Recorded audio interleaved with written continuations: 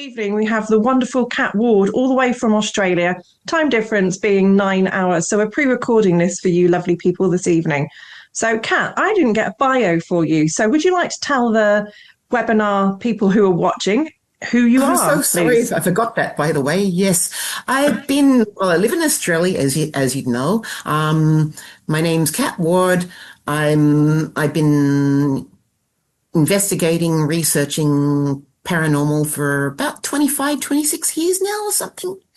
Um, been in and on a few things. I'm fairly quiet. I'm not that big on attention, so I don't do many.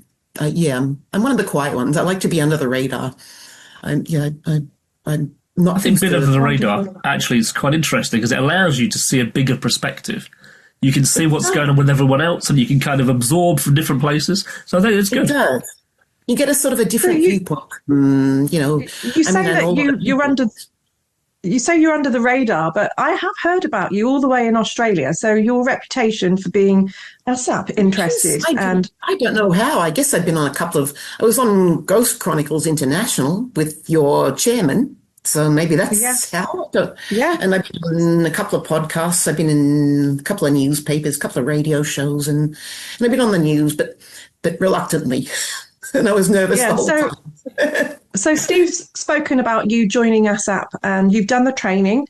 So you're adverse to how ASSAP run their methodology and things like that. Yes. So we're very interested to hear about your personal experiences that you've had in Australia, I'm guessing using the ASSAP methodology.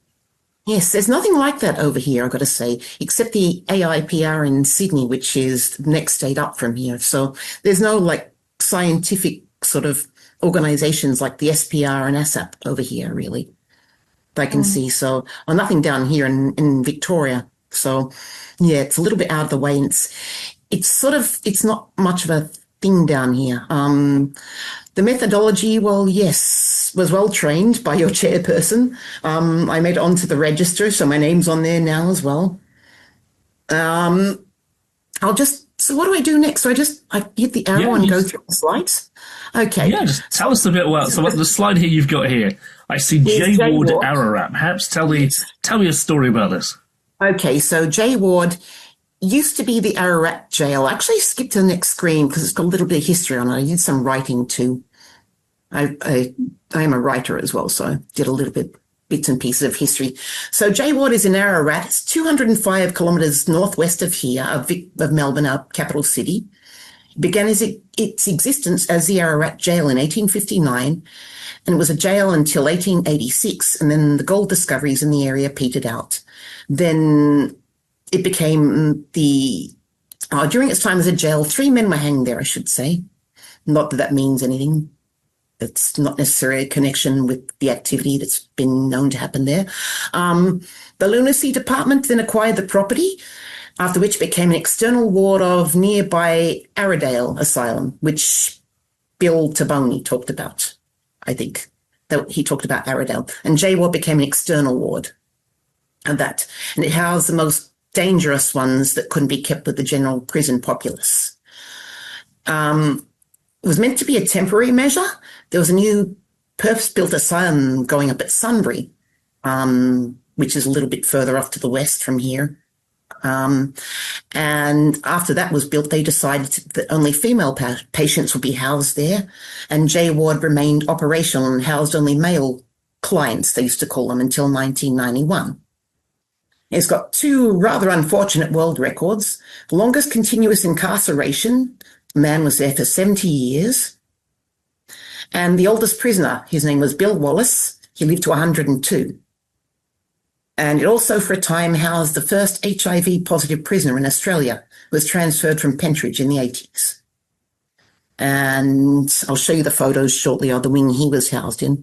And there's a little bit of interesting audio that I caught from there too that I'll play for you later at some stage. And these are just, what's the next? These are just a couple more photos I put up.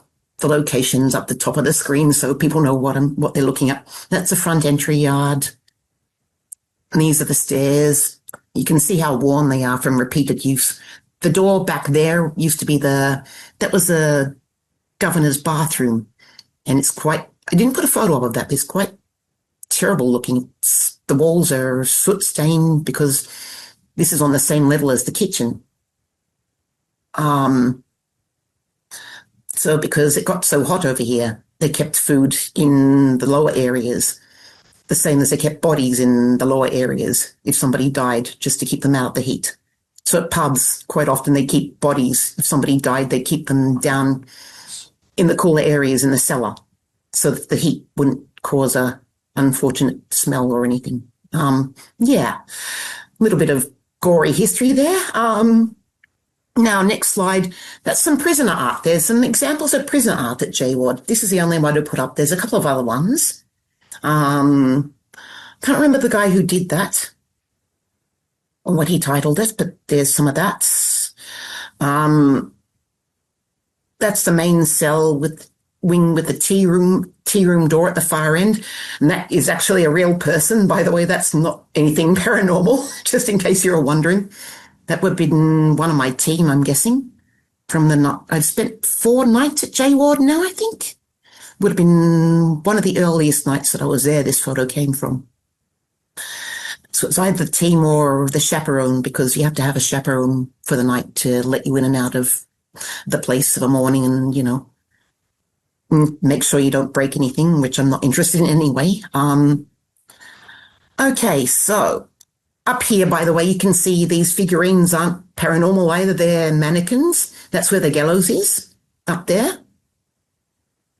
And that's the next shot. That's a person, real person, by the way. That's the gallows there. And those doors and windows at the end lead to a recreation room. Well, it was a recreation room for the patients. It's now I guess you call it a meeting room, conference room or something. You've got tables and chairs in there now, like a boardroom setup sort of thing. They have a museum area there. They have medical instruments and other bits and pieces on display. They have restraints, padded gloves to stop prisoners from, doing something with their lower regions. It would be the most polite way to put it, I suppose. Yeah, these are just some medical instruments. This is a family cell, an example of a family cell. In early days here, they used to, if the male of the family was in prison, they would bring the women and children into the same prison with him just for their own safety. The youngest child, actually, that I've heard of in one of the places I'm going to talk about shortly in Castlemaine, I think he was about 10 months old when they put him in. They charged him with vagrancy because he apparently had to charge them to get them into a jail, but they charged him with vagrancy. But it was basically for their own safety, so they at least had a roof over their head. And the goldfields were fairly rough and lawless, so it wasn't a good idea for the young ones or the women to be out there by themselves without any protection. Don't know if that happened there over in England, not sure. But it was a thing here in quite a few jails. Castlemaine, Geelong Jail, I think, housed them as well, and J Ward. This is the basement kitchen, or a section of it. There's another little shelving area through there. I'll flick through these a bit quicker so I don't take too long. This was, for me, the most interesting area in J Ward. It's the West Wing. And that's where they housed the first HIV patient. I came from Pentridge. Has a really weird feeling, and it's not the most pleasant area to be in when the lights are off. It makes a lot of people uneasy from what I've heard from others that have been there as well. A lot of people don't like that area. You can see the chains there. They keep it chained off so that people won't go into the rooms. And that's the other end of the West Wing. That's the far end. And that door there leads to the main cell wing. So you're coming in, and then the far end is up towards screen, so you can't quite, yeah, you know what I mean anyway. I'm not very good at this, am I? Okay, this is a sign. In case you can't read it, it's a bit blurry because it's a screenshot, sorry.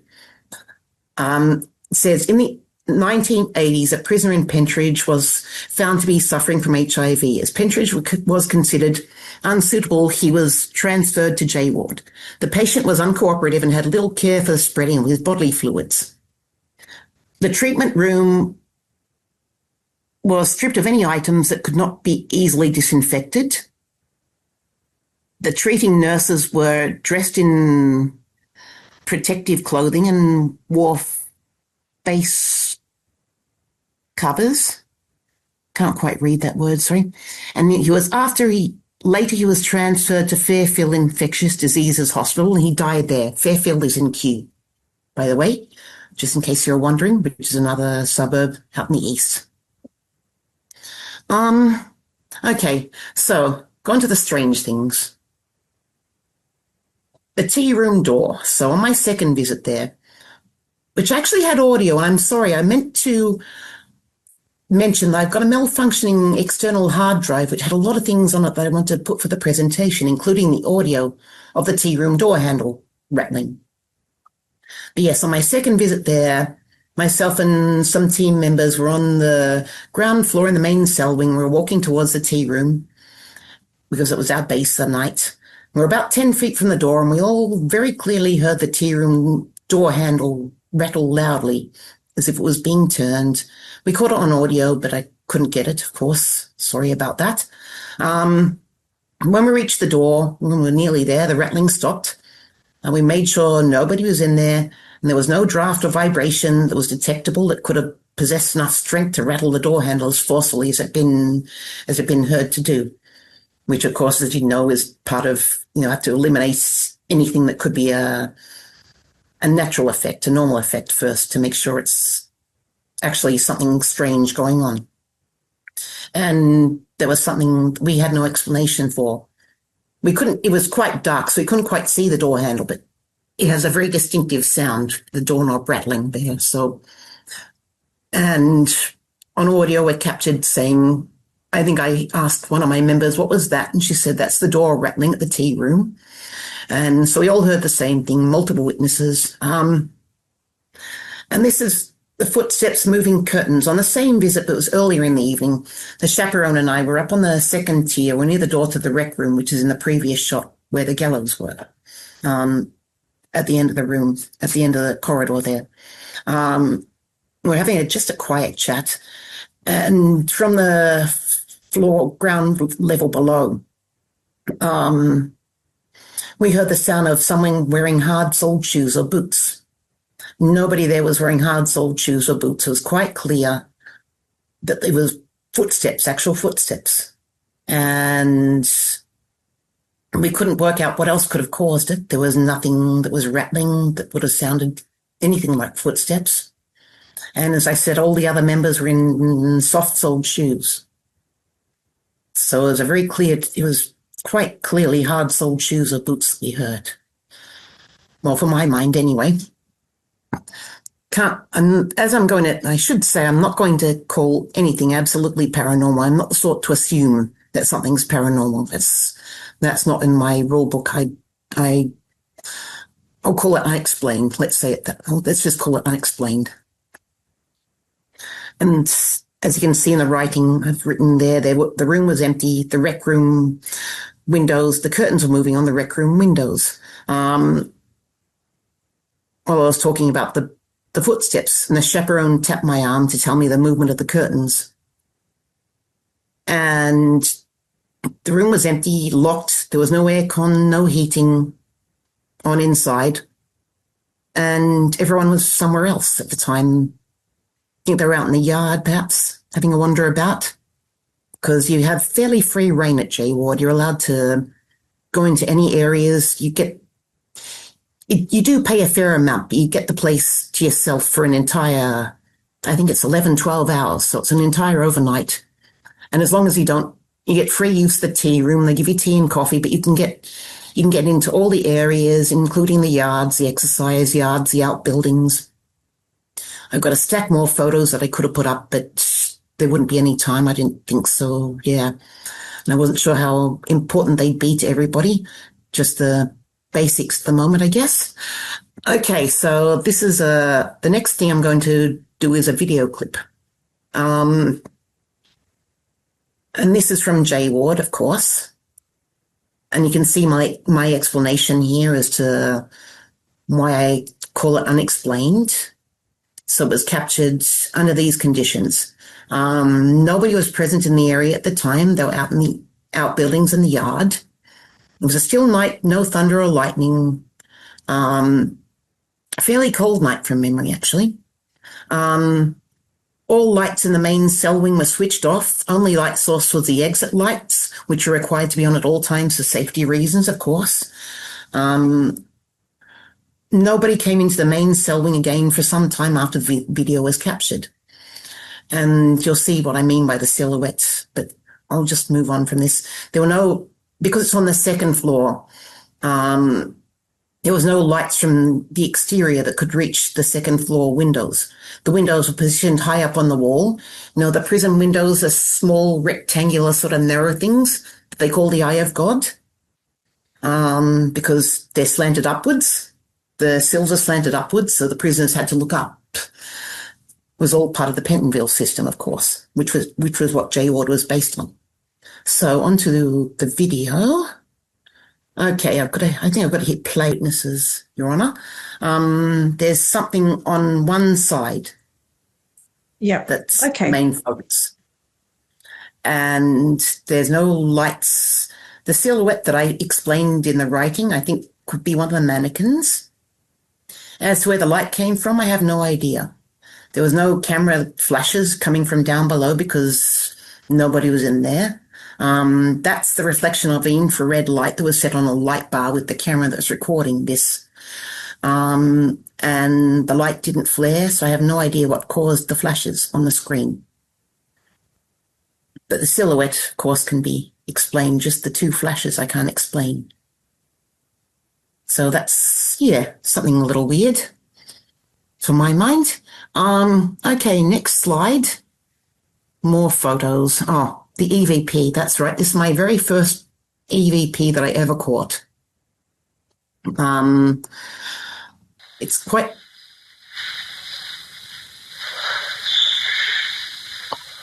I don't know if it's very high volume. It's probably not the highest of volume. And I won't tell you what I'm hearing. I'll leave it up to people to interpret it for themselves. Yeah, I'll play it again. It's towards the end, just in case you're wondering. And the conditions under this were that there was nobody in the area at the time. I'm a big fan of passive recording, whereas I like to set a recorder up to run, which records the entire duration of the investigation, so I know who's going where, and if anybody's in a room where something's happened, and can rule out human interference if there's anything unusual that happens. So there were no people in this area at the time this was captured. I'll play it one more time. I just wish it was louder. Yes, that's pretty much it. 3 times will do, I guess. And people can listen again on the video if they like. I'll hit the next slide. Okay, so on to the next one. We'll leave J Ward. And this is the Raw Hotel. I actually lived here for 4 years, almost.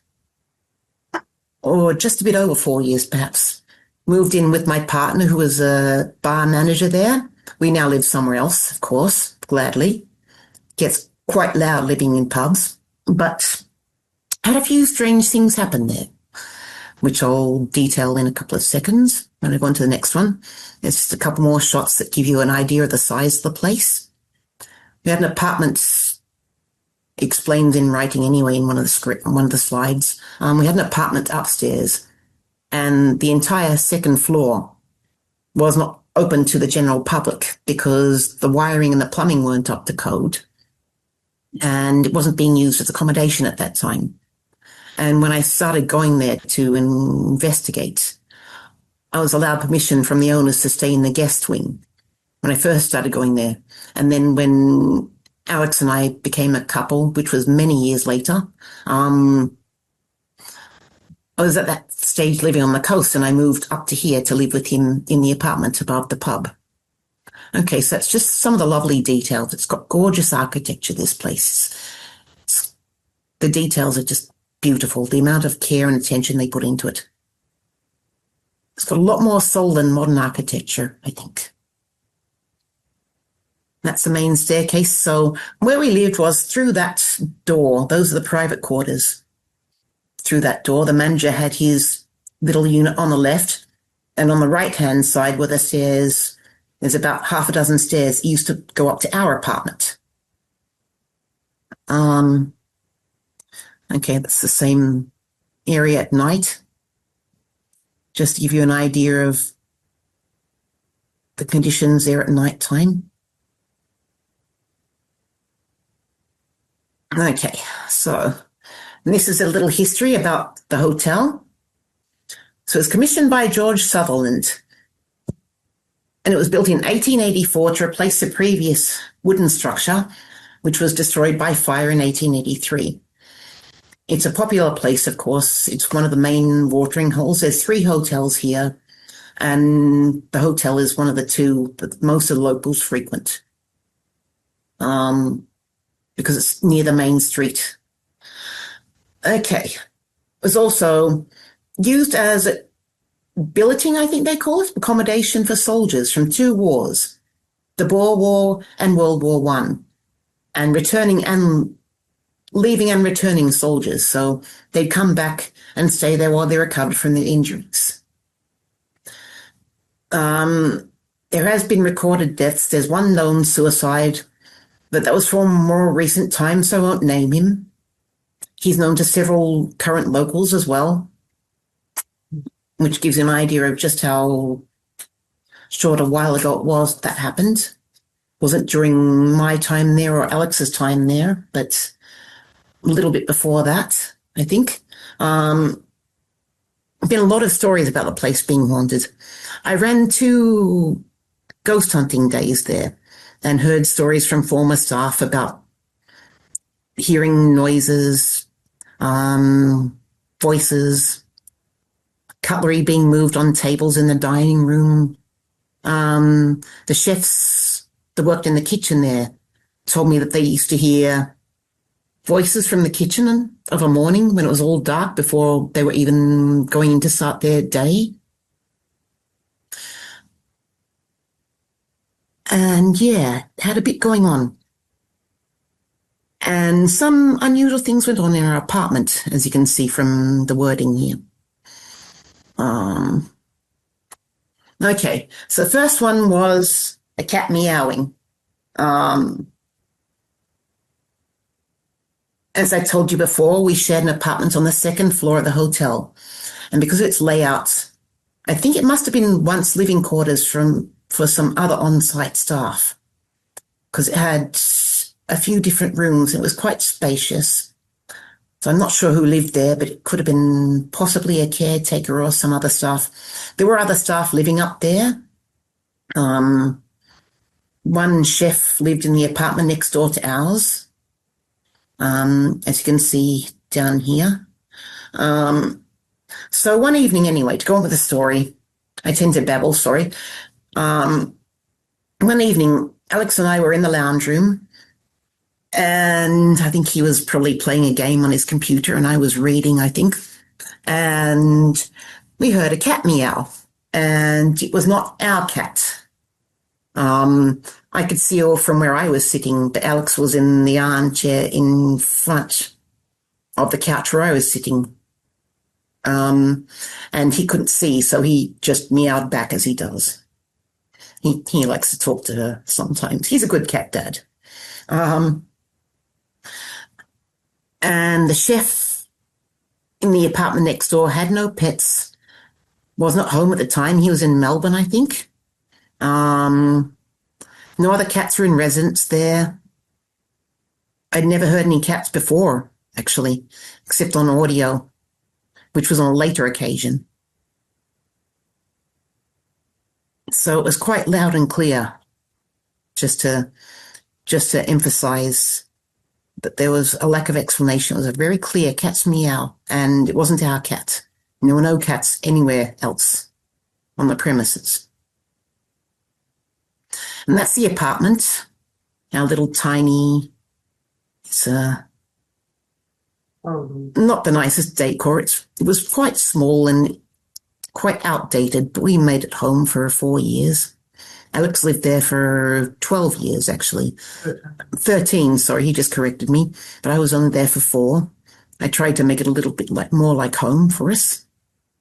And we were in the lounge room, which is the door there. We can see that handle. The door was open at the time, but yeah, you can see the handle for that. That was the lounge room door.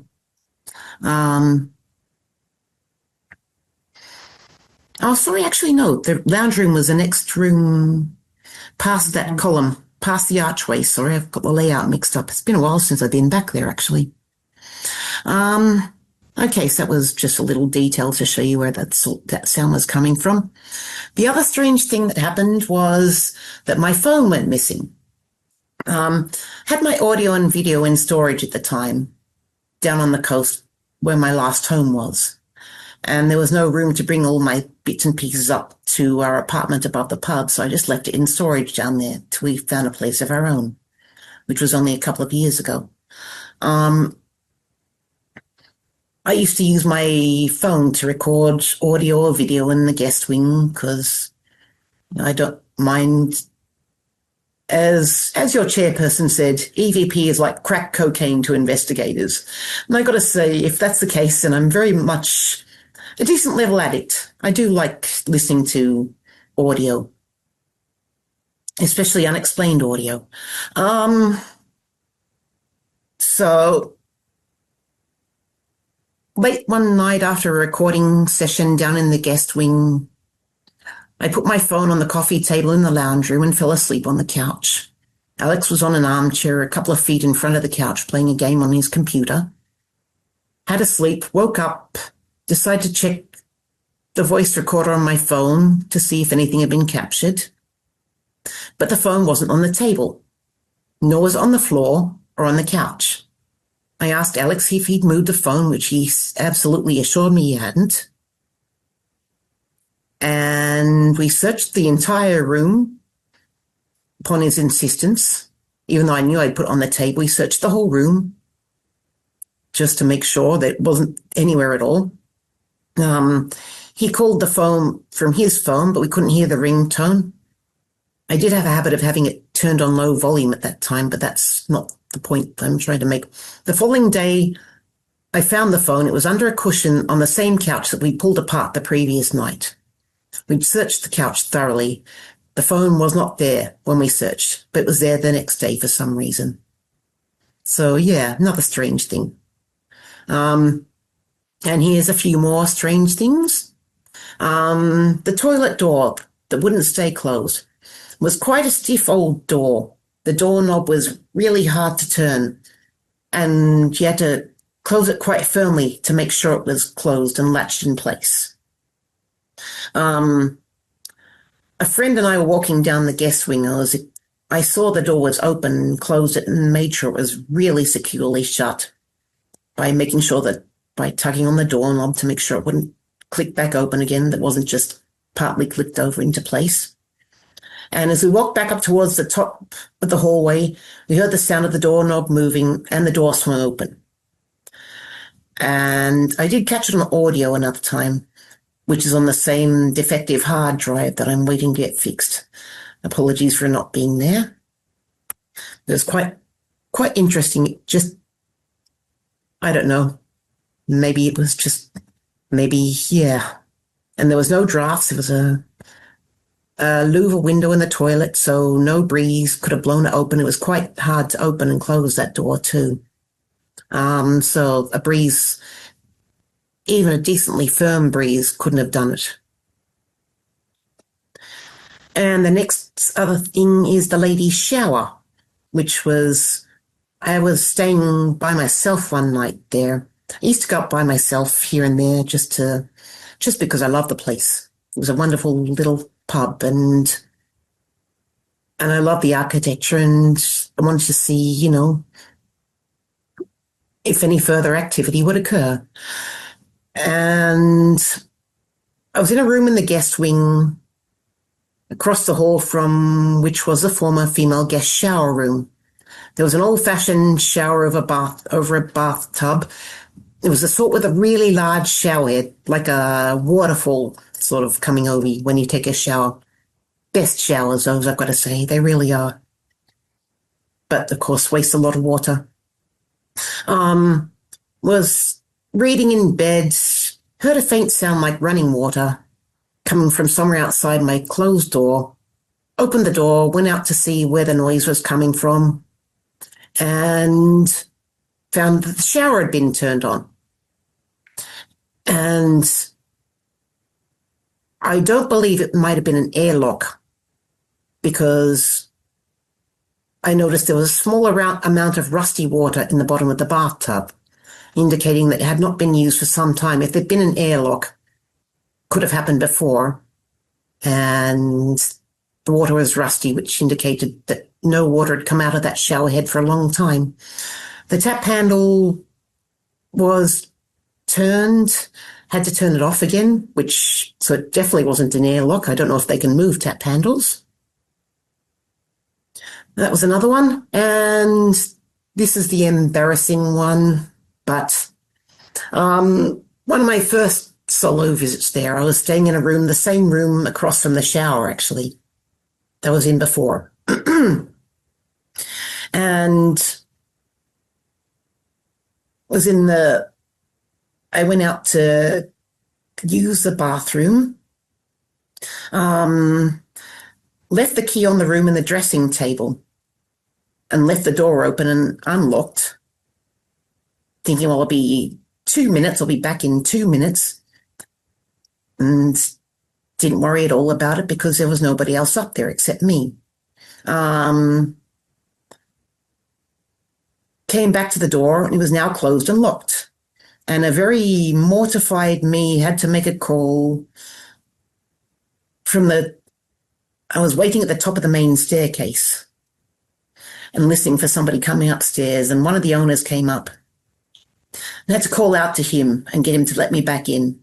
I was dressed in an oversized T-shirt and nothing else, so was not the most fun. At least he didn't laugh anyway. Probably later he did. Okay, so that was the toilet door that would not close. That's the ladies' bathroom where the shower would turn on. And that was the room that I was staying in, of course. Okay, and this is an audio clip I'm going to play for you next. And this you shouldn't have problems hearing, actually, because it's quite clear. It's from a longer file.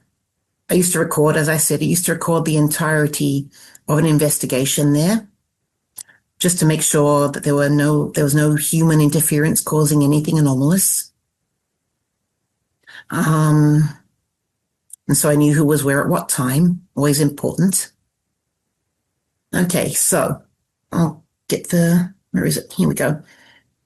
Okay, so this is another photo of the guest wing. This is roughly where it was captured, I think. To the basement suite.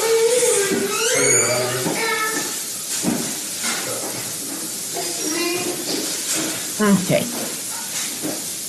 I'll play it again one more time. It's quite loud, as you can tell. To the basement suite.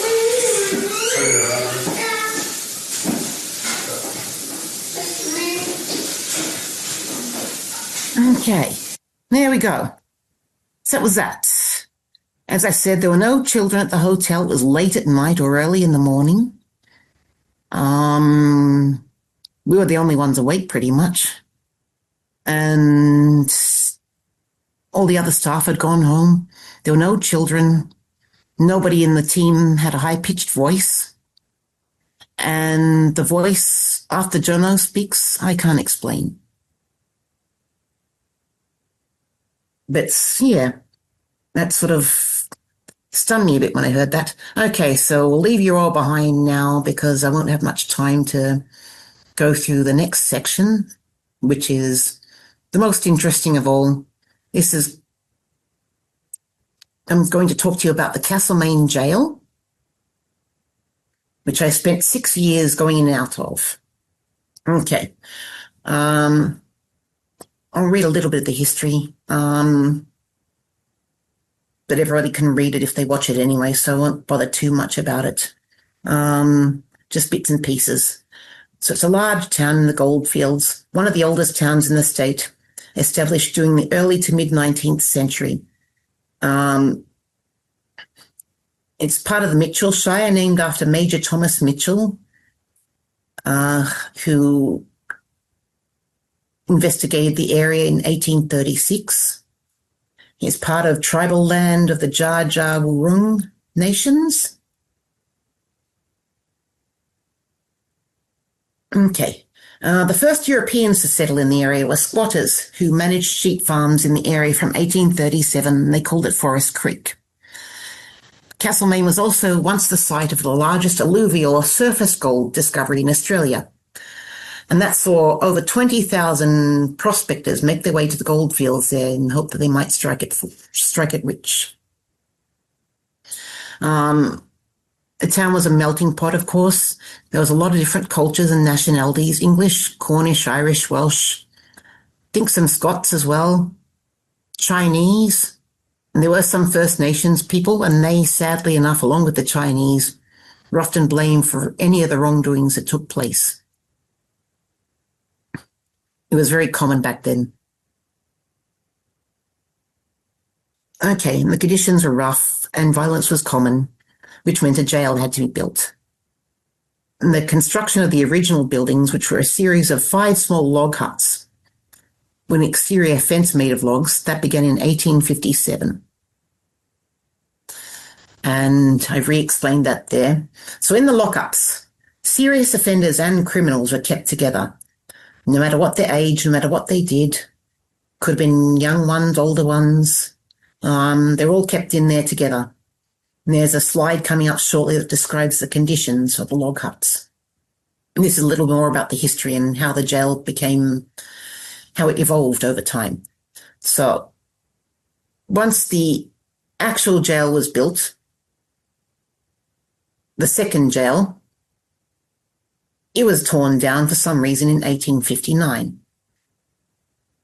Most of it was. And then they began construction of another, which was based on the Pentonville design, like many other prisons constructed at that time. This was completed in 1861 until 1908. It housed all manner of prisoners: debtors, lunatics, women, young children. Children they weren't prisoners per se, but they didn't do anything wrong. They were just kept there for their safety, as I explained earlier. In 1909, it became a reformatory for young male offenders aged between 16 and 25, with most being under 21. They spent their days learning life skills like first aid, carpentry. They had school lessons. They worked in the gardens at the prison, the piggery and the dairy. They also worked in the gardens of the hospital next door. In return, they were given health care when they were sick. In 1951, the remaining young male offenders were moved across to Langi Kalkal Reformatory. And the jail closed again. It reopened as a medium security hospital prison in 1954, but because all the other prisons were overcrowded, it was put back into use as a regular prison again. It was no longer a hospital prison. It was decommissioned in 1990. The remaining prisoners were transferred to nearby Lawton Prison. In 1995, the government put the jail on the market. They asked for $1.5 million. It sold to 3 local families who made I guess you'd call it a syndicate. They pulled their funds and bought it. And they had a great thing going there. They had public radio stations, knitting circle, yoga classes, craft group. They would let out the jail for things like music videos and little art installations, performance space, that sort of thing. It also held history tours, paranormal tours, had a little cafe as well. So they did a really good thing for Castlemaine in having that the way it was. And this is showing you about the log huts that I mentioned earlier. Okay, so it says there are at present, exclusive of the female ward, which was one of the log huts, 4 cells in which the male prisoners are confined. 2 of them measuring 16 by 16 feet and 2 12 by 14, so really, really small. These were all the accommodation of Castlemaine, and into them no less than between 110 and 120 prisoners have been crammed at a time. And for several years at intervals, it was repeated. How they're all kept is a mystery, the writer goes on to say, but this is just an indication of how awful the conditions must have been for them. Would have been very hot, very close, very cramped, and quite not nice smelling, quite bad smelling too. They had, I'll go back just one more, because it also mentions here they had one shared water tub and one shared soil tub, as in a bucket where they could do their business. And that was in each of the logs, one for all of them to share. Okay, so that's the jail in 1879. That was the permanent structure. And in the foreground, you can see there is a railway station. And that's still standing, by the way. It's quite lovely now. It's grown quite a bit, the station. Okay. Oops, I gone the wrong way, sorry. Okay, and that's an aerial view from a news photographer, I think. It's from the book that I mentioned in one of the slides earlier. And that shows the size of the jail. So as you can see, up here, I'll just do the little mouse arrow thing to show you what was where. Up here were the front gates, the entrance gates, the carriage gates. Gatekeepers' quarters were in this area too. There's the entry circle, and those are your wings. One was shorter than others. It had the basement stairs to the kitchen, which that's in another slide I'll show you shortly. I'll go through these as quickly as I can. These are the 10 men executed at Castlemaine Jail. The first one is apparently innocent. I used to know somebody, actually the lady that owned the motel that I stayed at the first night I got to go to the jail. She wrote a book about him.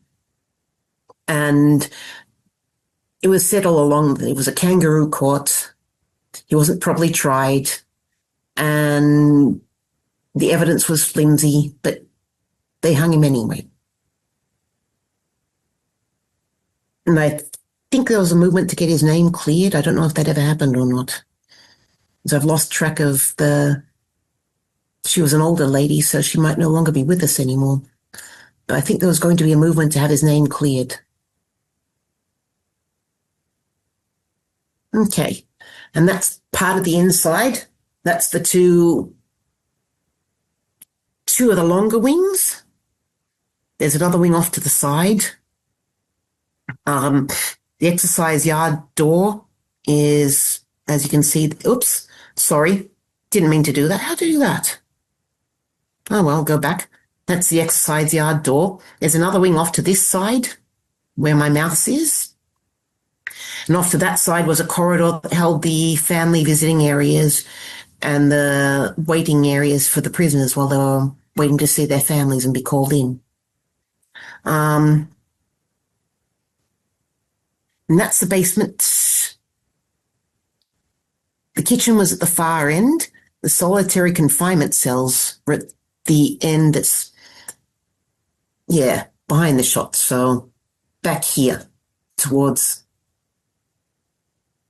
screen were the solitary cells. There were 2 of them.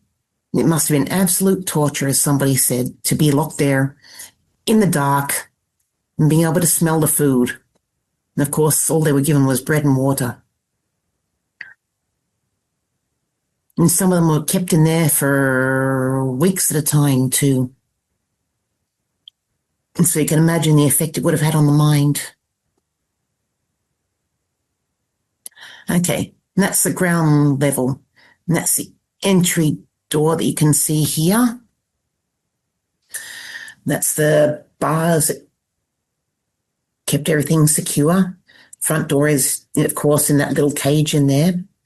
Those are the same two wings I showed you before. The basement level is off to the right of frame, with the third cell wing. Once again, the exercise yard door, which will become important fairly soon, as you'll see. That's the exterior from the exercise yard.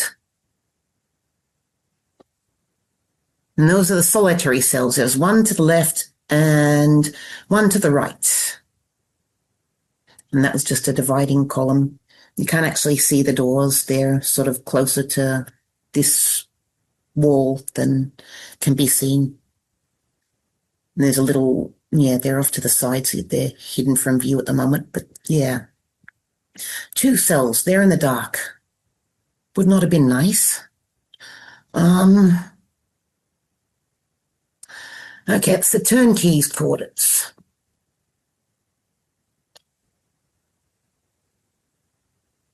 Everything's self-explanatory, so my voice is running out, so I won't bother saying too much more about it because everyone can read quite well anyway, I'm sure.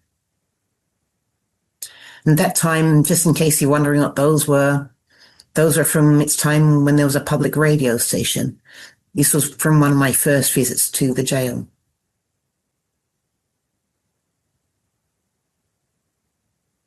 And that's an exterior shot from the rear. It's the condemned cells. There were 2 condemned cells, one on either side of the gallows. And that's just a normal, regular cell. And that's just, I think they had lots of bits and pieces of construction materials in the cells here and there. For a while before they cleared it all out. And I think that could be just a plastic bag of some sort of construction materials. But what it isn't is a toilet, because the jail did not have toilets in the cells until its closure in 1990. So the prisoners had buckets. And of course, they had to dispose of them. That's the corridor with the visiting rooms and the waiting area, which was out through that door. And there were, I think, 2 visiting rooms. And inside was a chair, and the prisoners were kept in the yard. They go in through the little bits. There's a little door into the visiting rooms, and they'd sit and talk on the little phone with their family members that came to visit them. Okay, it's that's just the entry circle. Here's the stairs to the basement kitchen.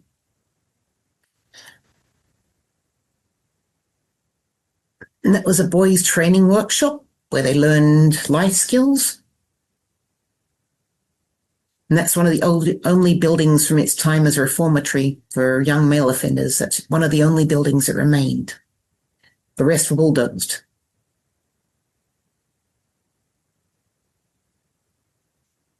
Okay.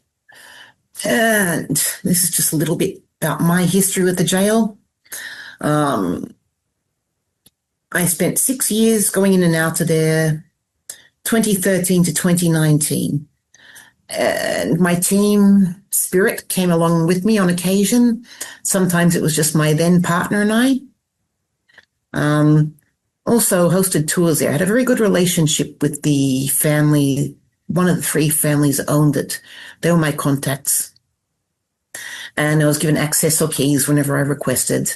They just basically, if I called and said, do you mind if I come up and spend the night there? They just say, sure, you know where the key safe is and here's the combination. So I was given a lot of trust, and it was an honor, I've got to say. And that's the thing I forgot to mention earlier in the bio. I was in a pilot episode of a TV show, a paranormal show, which hasn't aired on public TV.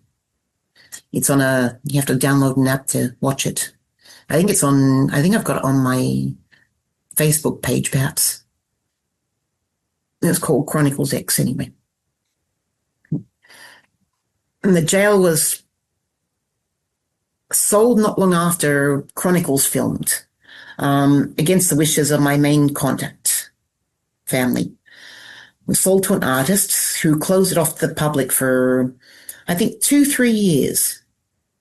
Took out the radio station, no more yoga classes, no more knitting circle, no more performance space, no more cafe. He just basically opened it up as a gallery for his artwork and his wife's clothing line. And just in case you can't tell, I wasn't very happy about that. I thought it deserved a bit more respect for its history than that. And it's now apparently an open learning campus, which will be interesting. I'd love to see what happens during its current incarnation. Okay. And this is the explanation of how I got into the jail. So my partner at the time, Michael, he and I had booked a room at a little motel in Malden. Never been to Malden before that day. I did spend time in Castlemaine when I was a child. My adoptive father had a lifetime lease on a block of land in the state forest, and we spent school holidays camping there and used to go for walks in the bushland around it. And there was all ruins of freestone houses and bits of rusty mining equipment, just lying out there in the bush. And in 2013, I'd actually forgotten about Castlemaine for a long, long time. After I left he's now estranged, I should say. After I left him at 15, I had not thought about Castlemaine for almost 2 decades. And then decided upon Malden as a holiday destination, which was about 15 k's from Castlemaine, as you can see. And on the way to Malden, we had to drive through.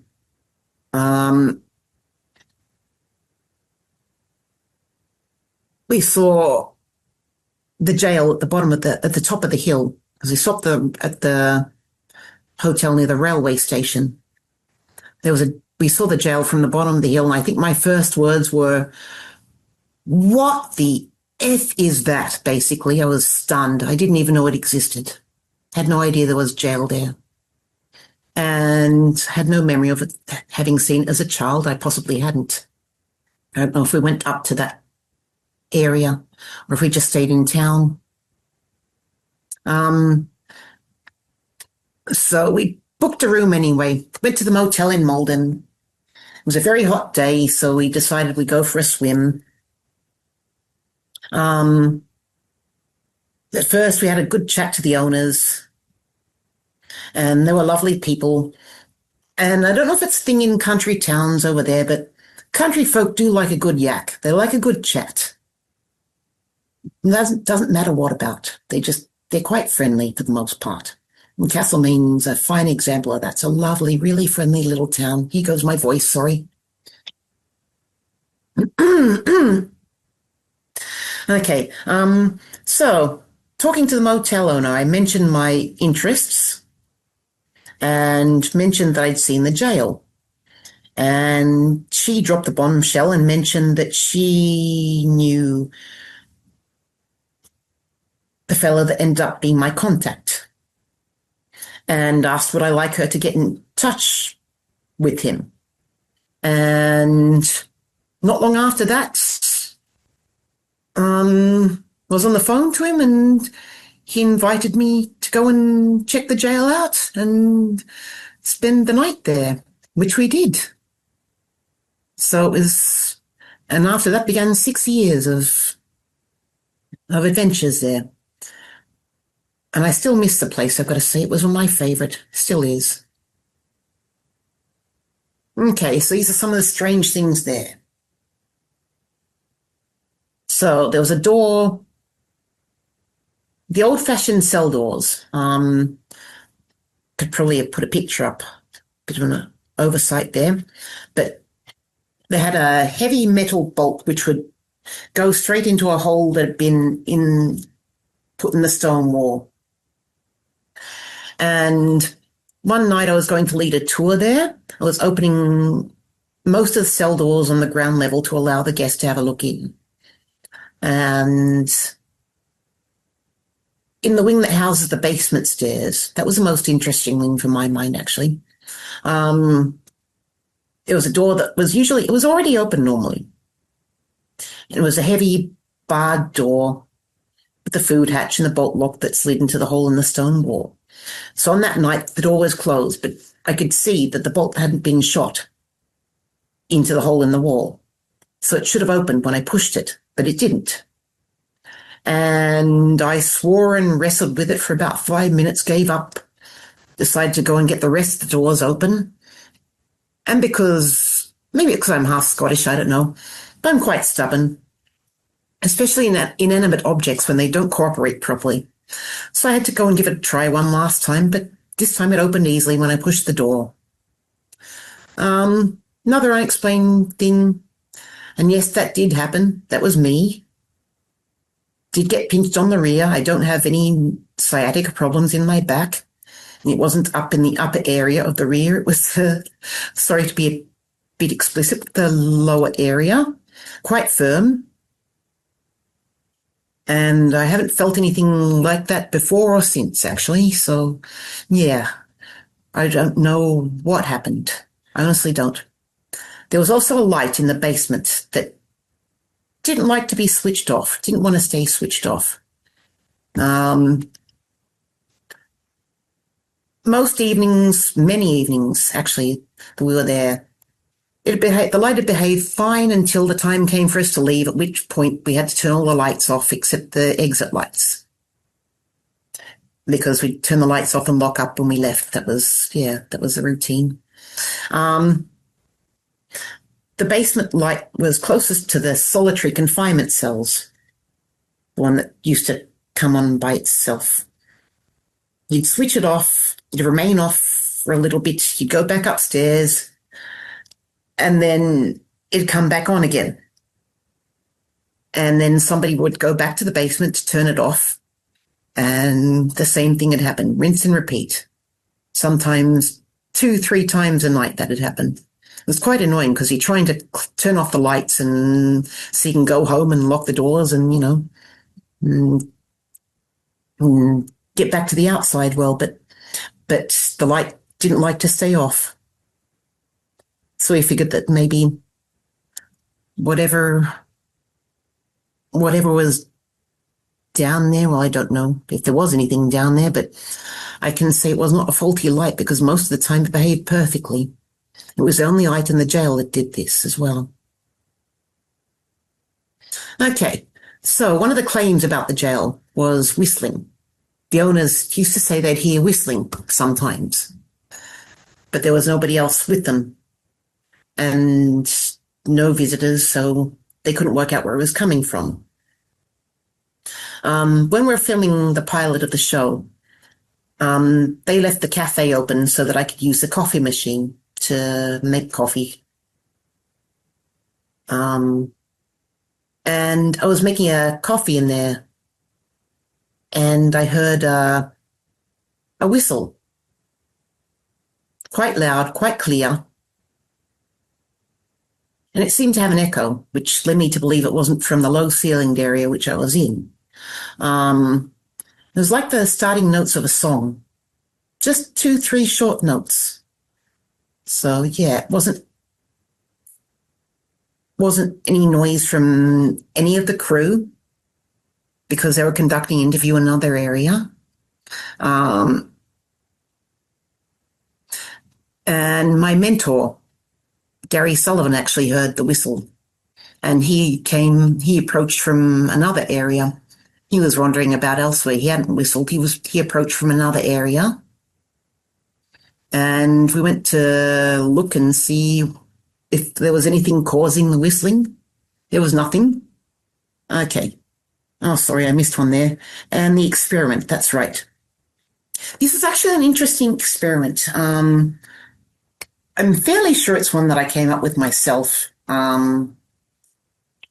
The tour company that I used to work with on occasion, I think they picked it up and they possibly still use it. I'm not sure. I'll take that as a compliment anyway. So I called it the silent and blind, well, blind and silent and blind.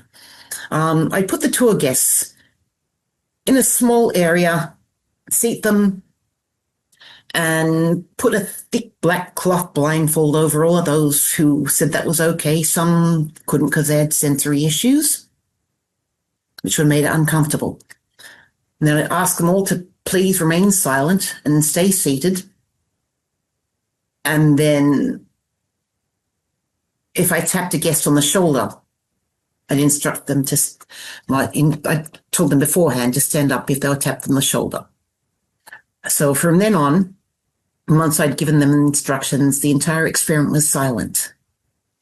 I'd get the guest, tap them on the shoulder, get their hand, guide it to my arm so they could be taken around the jail. And if they felt or heard anything unusual, I'd ask them not to say anything, just in case anybody else, any of the other guests heard it. Yeah, I'd ask them not to say anything and just squeeze my arm. And the weirdest part was that they actually, a lot of them indicated in the same 3 areas. One was a cabinet that stored bits and pieces from its time as a jail. I think there were some handcuffs, a set of keys, a whistle, baton in there as well, and possibly a hat, a police hat, or a guard hat, just general jail paraphernalia. There was one cell in particular that people seemed to indicate near. And there was just a random bit near a door, I think. I got I've got a file somewhere of all the bits and pieces that I wrote down, because I used to write down where they reacted to. But unfortunately, I think that file might still be in a box somewhere. It was a random area near a door from memory, and I had no idea why they'd hit on that area, but they did. And that was that. Yes, it was a fun experiment, but it was unusual that they just all would react at the same area without knowing that anyone else had reacted there too.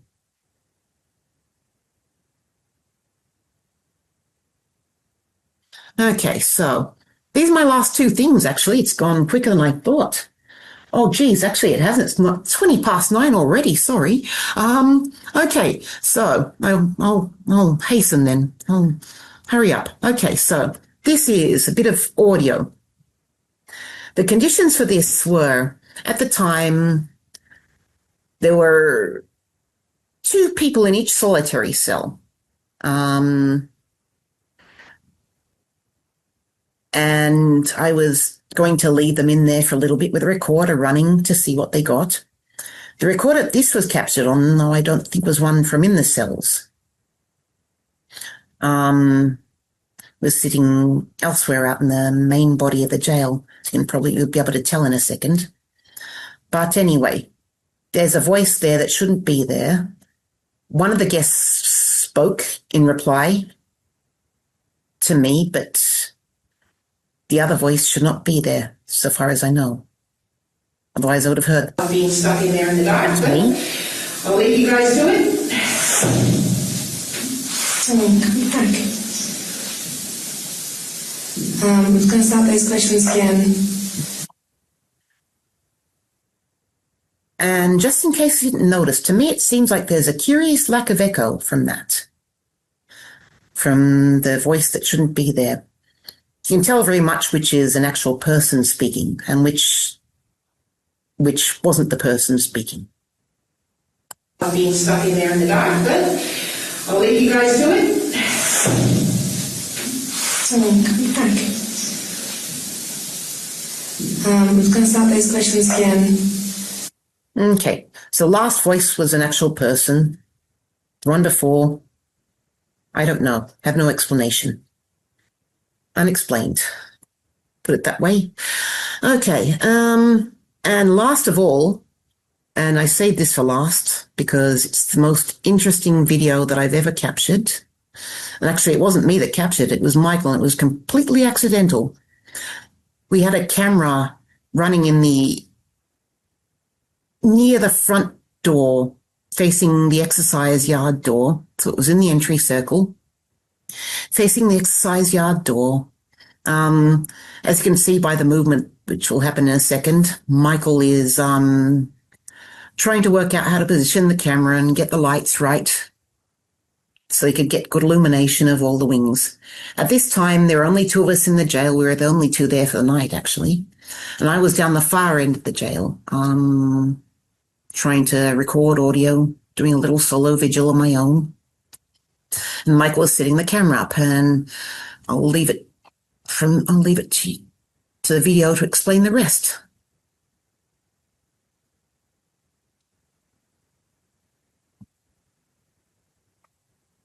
Is it?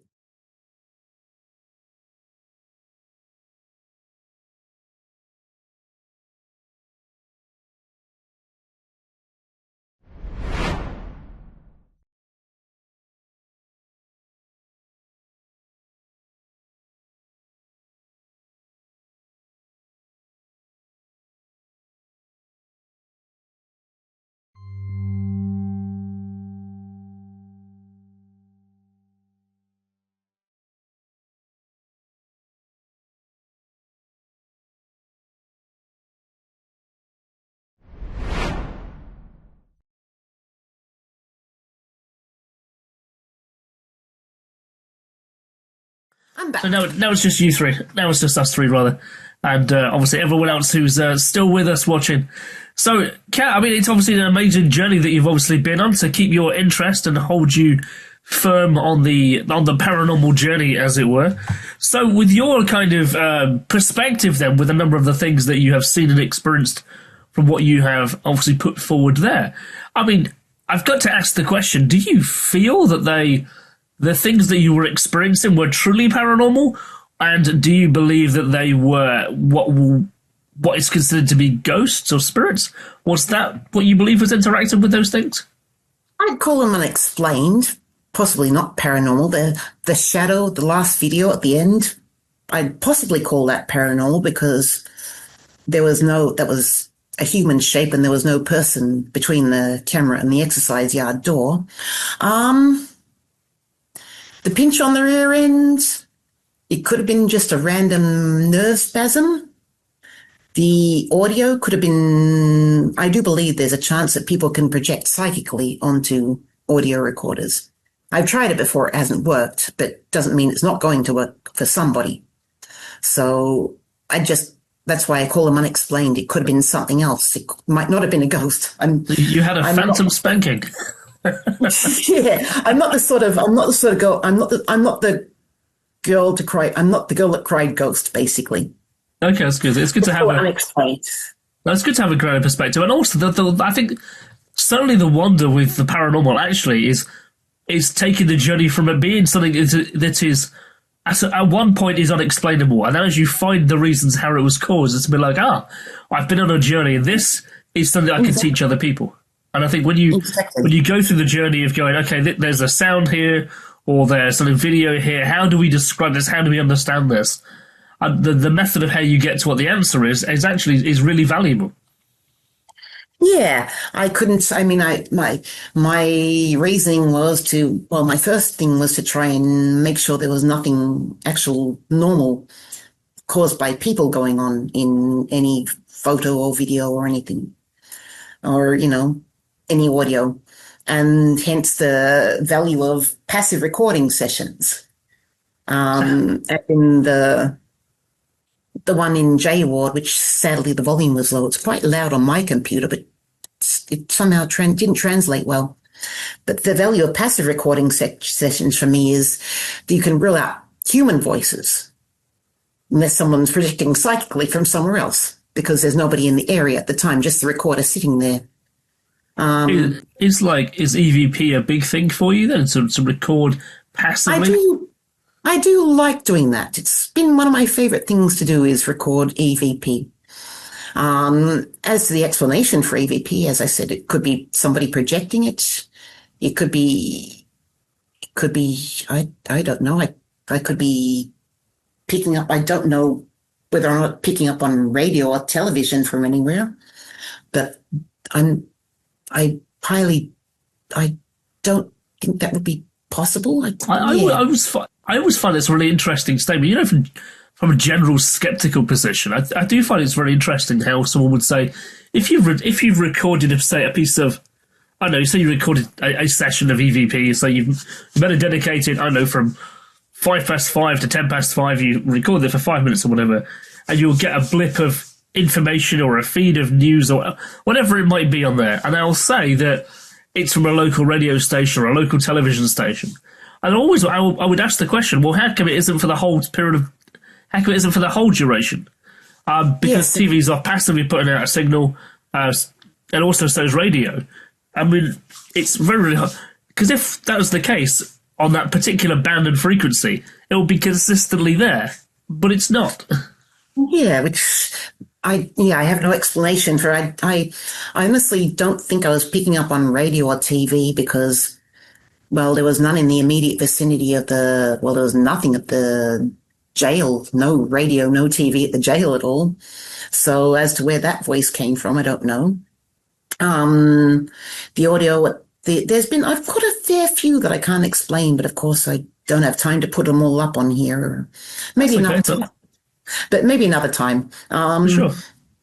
But yeah, I do like to work with EVP because I also believe there can be some that can be discounted. There's, just a squeaky floorboard or somebody with squeaky shoes or, maybe somebody whispering, that was one of the things I used to tell anybody off in the team for. Don't whisper.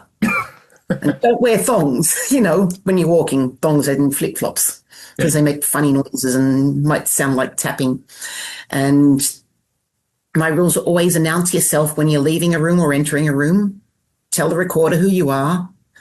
And yeah. And that's actually very sensible, actually. Yeah, tag yourself, basically. So that when because I was the main one, I was the only one that actually went through all the audio and video.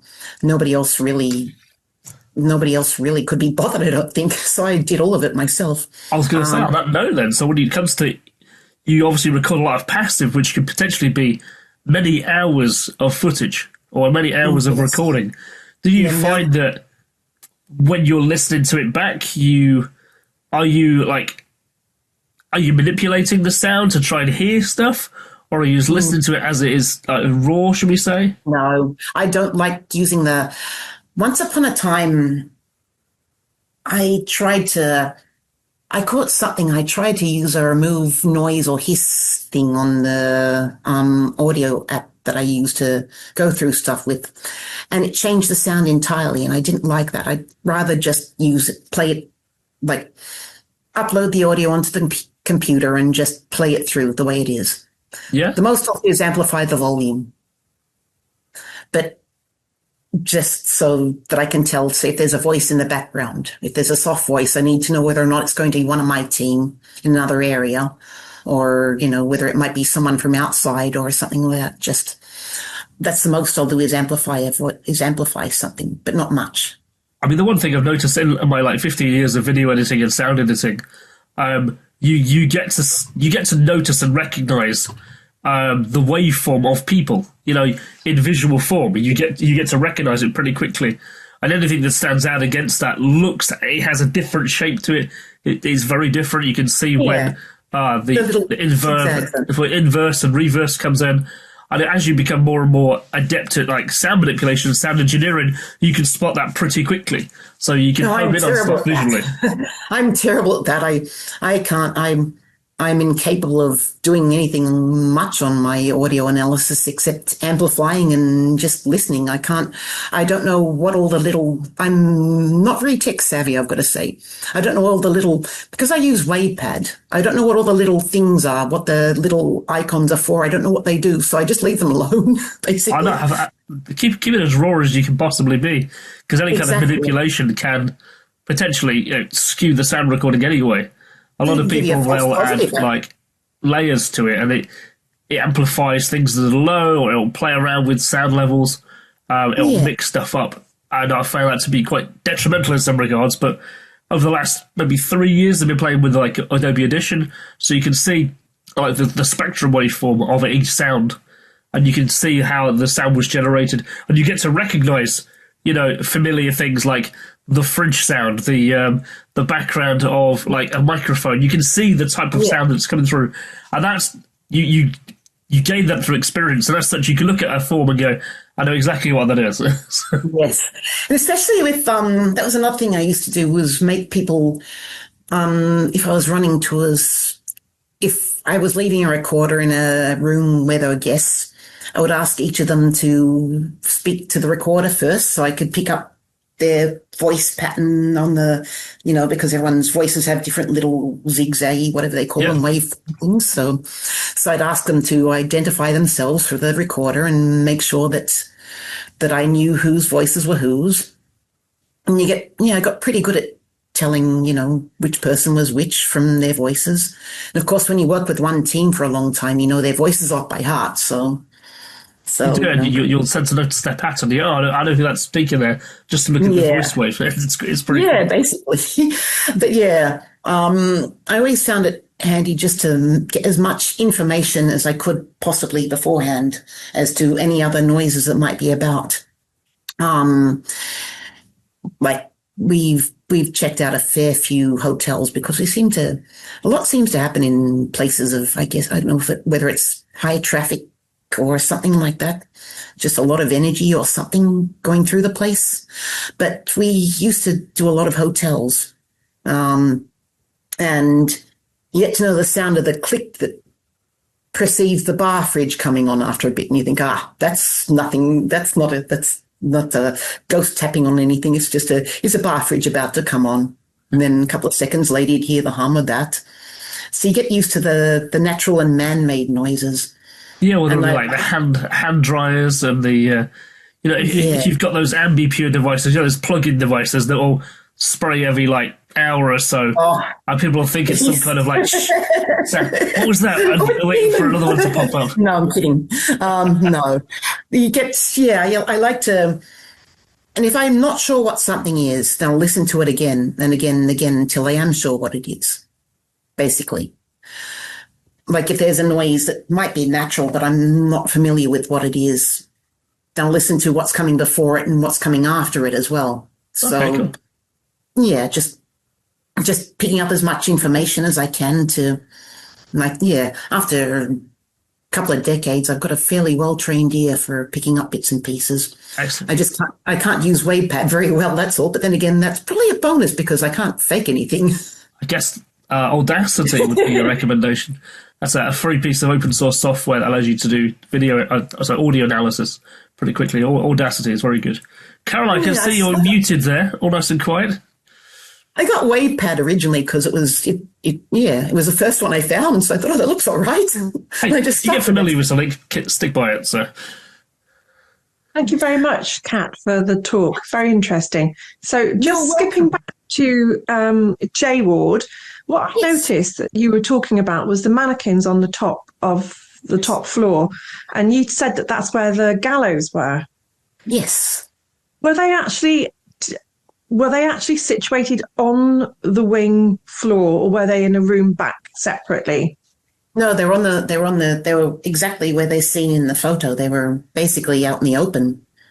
Oh, crikey, because that's very different. Yeah.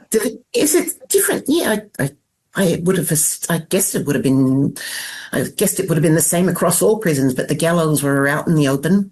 The prisoners in some prisons would be asked to go out and watch the person being hanged as well. So they just hammer home to the gallows were outside. They weren't in the prison itself. Oh no, they're in the jail. They were in the jail. Sorry, I thought you meant in a room. No, they're in the jail.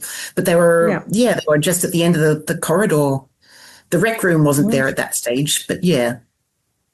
I've obviously seen quite a few gallows in jails, the old type jails. Some are outside, as in Bodmin Jail, and some are inside. And you have, like Shepton Mallet Prison, they've got what they call a long drop. And it's a room dedicated specifically, but it's out of sight of the rest of the prisoners. So in this case, the prison reform methodology that they had was that everybody watched when someone was executed. Crikey, yes, it happened here that's too. Hard to take in, isn't it?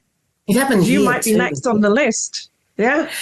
And the worst thing about, actually, just one little more slightly gruesome thing about what happened at Castlemaine Jail when they were executing the prisoners there was the soil in Castlemaine area is clay, so it's quite hard.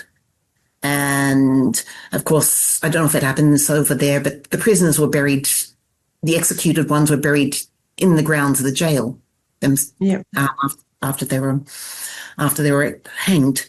And in the condemned cell, the prisoners, to dig a hole in the soil, to go back a bit, to get a hole into the soil, they used to have to blast a hole into the soil.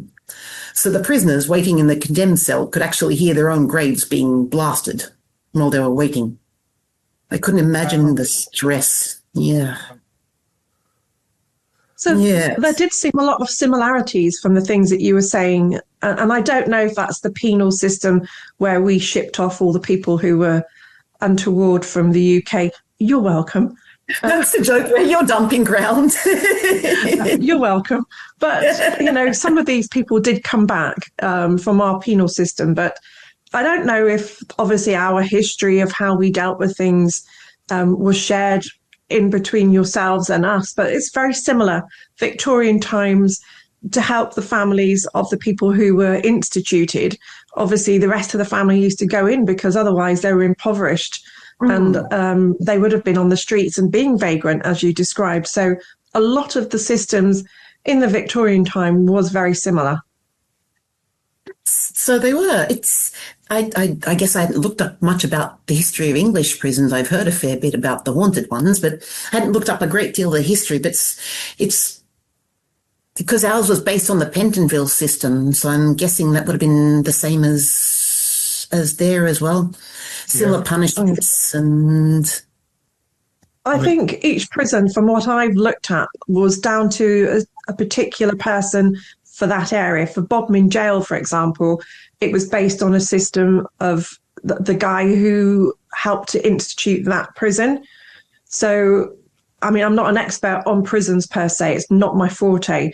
Ask me one on poltergeists and ghosts and I'll be able to help you. But I believe that you had different systems working in different areas within Great Britain. So they were very much different, some of them. Some were hard labour, some were learning and education based, and some were single solitary rooms. Obviously, you had overcrowding, which encouraged more to be built, and the penal system changed the methodology. But I'm not an expert to know what type was the main one, unfortunately. Yeah, we had a lot. I think a lot of the earlier ones here were based on Pentonville. The later constructions, because there were prisons being built for up into the 20th century, they were still building prisons. I think the most recent one, don't know when that was. When was that built? The most recent one, yeah, it would have been definitely 1900s. The most recent of prisons was built, but they did eventually introduce single cells. But a lot of the earlier prisons, they kept, like the log jails in Castlemaine, they had maybe 20 in one of those tiny little, Wow. Yeah. That's a lot, isn't it? Yeah, because of the violence in there as well, because obviously violence is currency in prison, and how that kind of that lifestyle must have been so difficult to actually, particularly if you were innocent, or particularly if you were in there for a low-level crime, shall we say. You can imagine, I guess, a lot of people were just impoverished and were just trying to steal to eat or steal to stay alive. It happened a lot, and especially in the goldfields, of course, there was a lot of that sort of thing going on. They were quite lawless. Yeah. There was actually a bartender. There was a hotel there was a shop. There was a shop in Castlemaine, and the shopkeeper caught somebody trying to steal something from his shop, and he actually cut their hand off and stuck it to his bench just as a warning to other people to not. So they were pretty violent. Pretty harsh. I guess it's a way of life back then. For sure, because I guess if it's not nailed down, it's still stealable. It's only through, I guess, a system where you might get punished, you stop doing it. Yeah, it was. If you look back through some of the prison histories of some of the major places over here, it's quite horrific what some people were hanged for back in those days. I mean, a sentence of life, to be cut short by a long drop could even be as least as stealing a loaf of bread in some cases. Yeah. Yeah, we had a lot of the prisons over here. I think they were shipped here for those sort of offences, stealing a loaf of bread or rustling sheep or cattle or something. I think they all ended up over here for those reasons. But they hung them for that as well. That is brutal. Yeah, I think. Yeah, so that 55, because I've only just studied it recently for a magazine article that's coming out in Haunted Magazine. Bodmin Jail, we did a press release. They had 55 hangings in total. A lot of them were pretty serious, to be honest. So it would have been murders and things like that. But there was an odd one that was in there for the reason why they were imprisoned in the first place is stealing someone's horse. And it was just like, horse wrestling. And to be imprisoned for that, I mean, you'd probably get a fine nowadays, wouldn't you? It's puzzling that they didn't send them over here. It's puzzling that they didn't send them over here for such a minor thing. So, Castlemaine, are you a 4X drinker? Am I sorry? So, no. Castlemaine, are you a 4X drinker? No way. No. That's the Queenslanders. Queenslanders. Each state has their own beers. Here, people, I think, I don't drink beer anymore. I don't mind Guinness. I like Guinness. Don't know if that qualifies as beer or stout or whatever, but it's a stout. Each state has their own beer. So here we've got Victoria Bitter, we've got Melbourne Bitter. Queensland has 4X, Tasmania has Cascade and James Bogue. Darwin has, what is it? Great Northern? No. Darwin. And no one accepts Foster's. Nobody will take Foster's. I actually preferred Foster's to the ones I just mentioned. I didn't mind Foster's. Apparently nobody likes it. Maybe but my grandparents used to drink Foster's, but yeah, I've lost my taste for beer over the years. Don't mind Guinness in winter though, it's nice. Aside from that, I guess we're just in the UK. We're actually quite spoiled for beer over here because, of course, we got all the continental stuff, and there's microbrewers getting set up every week. There's a new microbrew that gets opened, and they're starting producing their own beer. So there's always a trade of ale, beer, and stouts and stuff all the time. There's always something new on the hops. So I tried some of your beers actually. It would be warm. I tried some of your beers. They have some English themed pubs here. Okay. And they actually even served the beer at room temperature as well, which was it wasn't terrible. Can't say it was terrible. It was interesting. But yeah, I've tried a couple of a speckled hen, I think they call it, and a double diamond. Yeah, I tried maybe a few more, but can't remember them all. Those are the main two I remember though.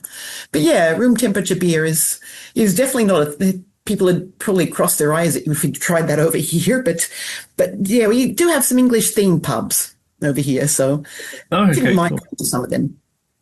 So I guess just steering the conversation back towards the paranormal for the guests that are here and those who have stayed. So look, I want to throw an idea at you. Do you think Do you think ghosts and spirits are actually the dead?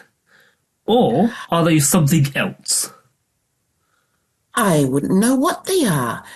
They could be... See, that's the eternal question, isn't it? Nobody knows what they are. We can't measure them. We don't know what they're comprised of. I wouldn't... There could be some that could be returned.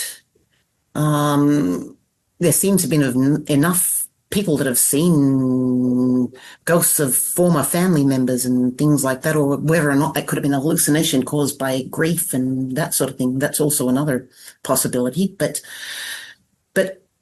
they could be anything. It could be the whole non-linear time thing. We just could be looking at something from the past. We could be... I'm more inclined to think there's a time aspect myself. I think there's some kind of time dilation effect going on, or we are seeing through time, or we are being projected to us, something from somewhere else or something else, as opposed to actually seeing the dead. I always ask that question to people because it's often their experience, their life, their values of religion or faith, or what they think the afterlife might look like would frame that answer. So it's always interesting to get a good perspective on whether they actually think it's the dead that's talking to us in and around us, or in a space that, like these jails here, they clearly a lot of trauma in there, a lot of terrible experiences. And you can imagine the kind of, fear that must be running through those people, knowing full that death might be around the corner. And I guess if we go off, was it T.C. Lethbridge? The stone, well, he didn't call it the stone tape. That was Colin Wilson. I think they called it a tape recording. He didn't even mention the word stone tape, but, stored energy. It could be that. But I tend to think there could be a time aspect as well. That there could be, because there's been enough reports of people seeing things from... There was a story associated with here, actually. Somebody saw a scene from the past, but the people that they were looking at seemed to be looking back at them. So you just makes the mind boggle as to what's actually going on. Okay. I guess that's sort of what's kept me going for as long as I have. Also, I guess I got a sort of a weird outlook on it, perhaps because my mother was a spiritualist trance medium. So from about age 5 onwards, I actually was a sitter in her weekly communication circle. So I heard all sorts of weird things go on and heard my mother speak in voices that I didn't think she could possibly, didn't think that could possibly be her. So it's sort of, I guess... Did you believe it was her, or did you believe that she was created there and so got away? I didn't know what to believe at that time. I mean, I knew it was my mum sitting in the chair, but the voice didn't sound like her, and my child's mind couldn't make head nor hide of what was happening, really, because I was only 5 when I first started sitting in that. And the last one I sat at was when I was about 14, I think. So I didn't know. Yeah, I had no idea. But she seemed to be able to. I once heard her speak. I swear I heard her speak German, and she didn't know German. And but I once again, I can't explain that. I was only a kid, so I could have got it wrong. She might have just sounded strange, and I just, interpreted it as another language or something. But a child's mind sees things differently. We don't have the same filters as adult minds do, I guess. So I didn't look at it the same back then. But I guess, it's given me that outlook that I have now, as in I can't say for sure what it is. I couldn't say what's going on. What is a ghost? What are they comprised of? Well, nobody knows, I suppose. But my outlook has changed over the years, and doing the ASSAP training has definitely given me another view on things as well. When did you do the ASSAP training? Because I think I've seen you. I did that with Caroline, actually. Oh, did you? Okay. Yeah. I didn't get to actually join the meetings, though, because it was daytime when because all the training was being held at night over there, and I was always at work, so I never actually got to jump in and listen live. So I just had to get the recording. But did the training last year. Excellent. Was it? Yeah. I did both levels. Can't remember. Yeah. I think it was a 6-month break between both levels. So, yeah. Excellent. Okay. I lose track of time. Years just fly by. Looking back to something that you were talking about earlier in the Urera Hotel, it's really interesting. I think when you experience and you live with something 24/7, you tend to be shown a different type of experience because obviously you're monitoring it 24 hours a day when you're in that property. So the missing phone, I was intrigued because we have that happen a lot here. They call that jot, don't they? Just one of those things. Yeah. So did you have a lot of jot happening where you had things that would apport and reapport again, or was it just the phone that happened to? The only other time was the oven mitt. On a pen. Only 3 times. I never found the pen and never found the oven mitt. Oh, the oven mitt turned back up. Oh, no, it turned back up eventually. That's right, it turned up, but it was in a place where because I'm very organised. I like to keep things in their place. There's a place for everything. Bit OCD about that. And the oven mitt turned up. I can't remember where it turned up. I think somewhere, well, definitely somewhere I would not have put it, but yeah, it turned up somewhere else. But I looked for it for days and days and days and days and gave up and couldn't find it. And then it appeared eventually. And the pen I never found. It was my favourite pen too, so I'm quite disappointed. Had a cute little lion on it and everything. I would recommend you go check out a video we did. Is it Michaela Ford? Was her name? Was it the lady? Yeah. She did a presentation for us all about the jot phenomenon. Really interesting.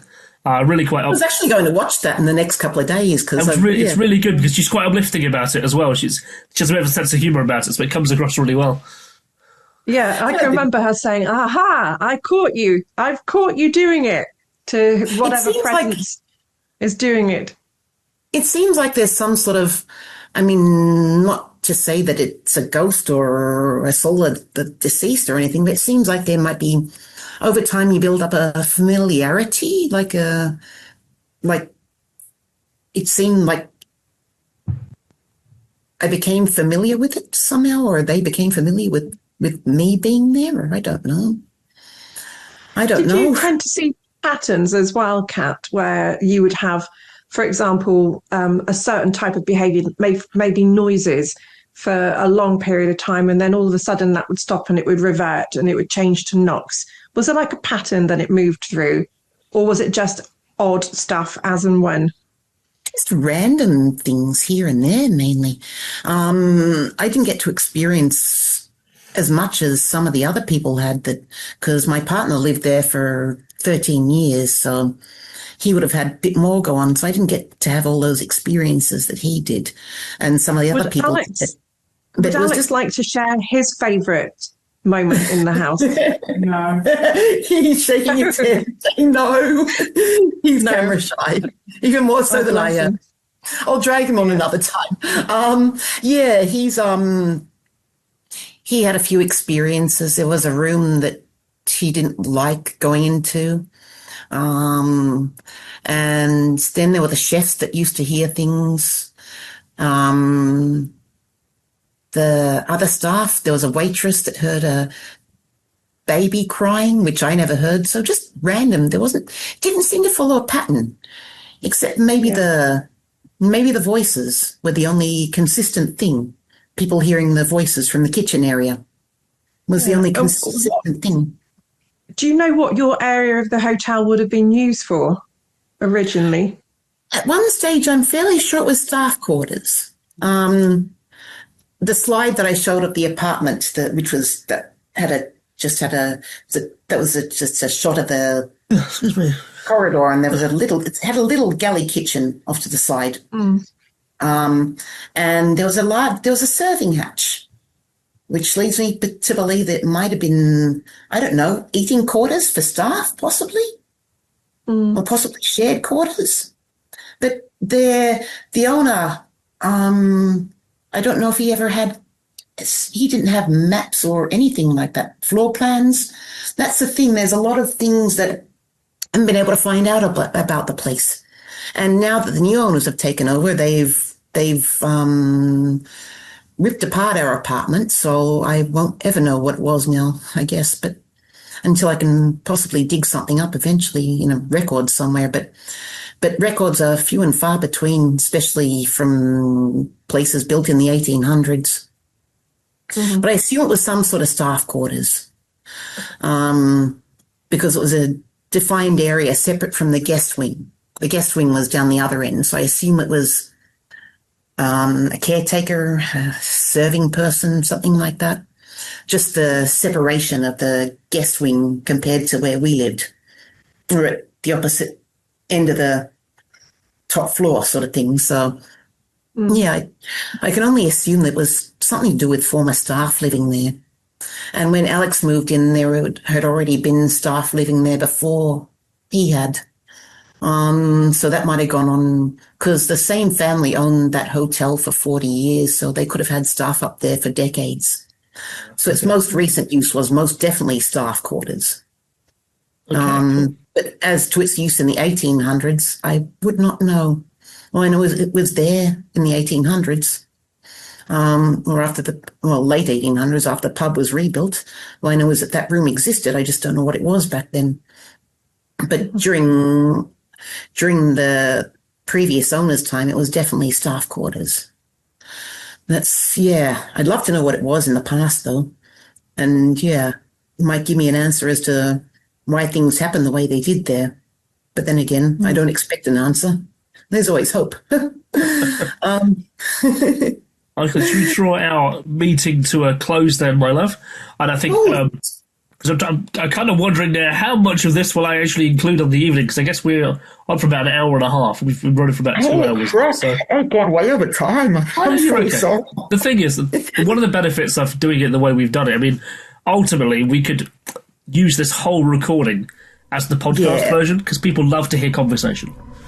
So we can perhaps do a video version of your presentation, but the podcast version will probably be the entire conversation, just because there is this side of things that people love a conversation. So.